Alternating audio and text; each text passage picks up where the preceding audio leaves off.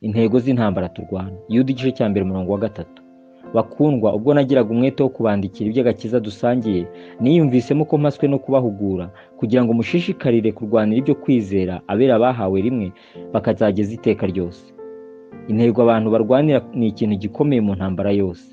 Iyo nta ntego ifatika abantu bafite ituma barwana, bacika intege ntibagire umwete wo kurwana, kuko nta gifatika kiba cyatuma bemera imibabaro y'urugamba. Intambara turwana ifite intego ebyiri zikomeye umukristo wese akwiye gutekerezaho ku manywa na nijoro. Icya mbere, gukiza ubugingo bwacu. Uhereye ku gihe cya Yohana Umubatiza ukageza none, ubwami bwo mu ijuru buratwaranirwa, intwarane zibugishamo imbaraga. Matayo igice cya 11 umurongo wa 12. Twahawe agakiza ku buntu bwo kwizera, ariko kurinda uko kwizera muri twe kugera ku bugingo bw'iteka bisaba kurwana intambara.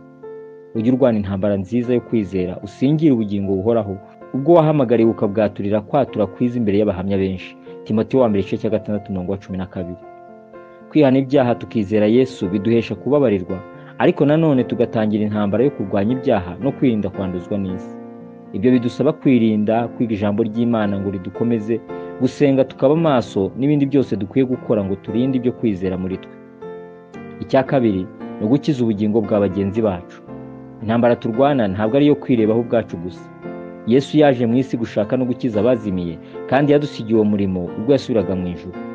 Kurwanira ubutumwa bwiza ngo bwamamare hose, ngo abaremwe bakizwe, no kurwanira abera ngo barindwe kandi bakomezwe mu ijambo ry'Imana, ni inshingano z'umukristo wese. Yesu Kristo niwe twamamaza tuburira umuntu wese, tumwigisha ubwenge bwose, kugira ngo tumurikire Imana umuntu wese amaze gutunganizwa rwose muri Kristo. Icyo nicyo gituma nkora cyane, ndwanana umwete nk'uko imbaraga ze ziri zinkorera mu cyaro. Abakolosayi igice cya mbere umurongo 28 wa 29.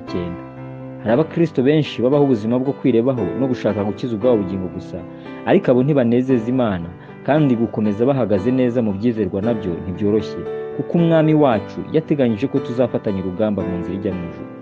Ntabwo twahamagariwe kugenda twenyine, twahamagariwe gufatanya na bene data no kuberana inyunganizi.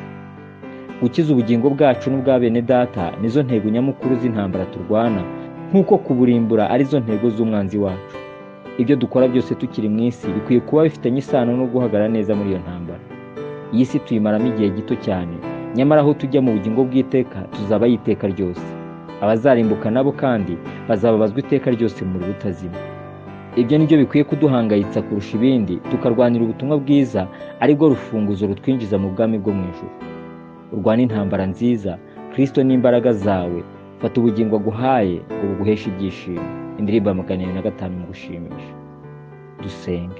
Mwami Yesu, mpa kurwana intambara nziza yo kwizera, singira ubugingo buhoraho kandi nkiza ubugingo bwa benshi, mu izina ryawe Yesu.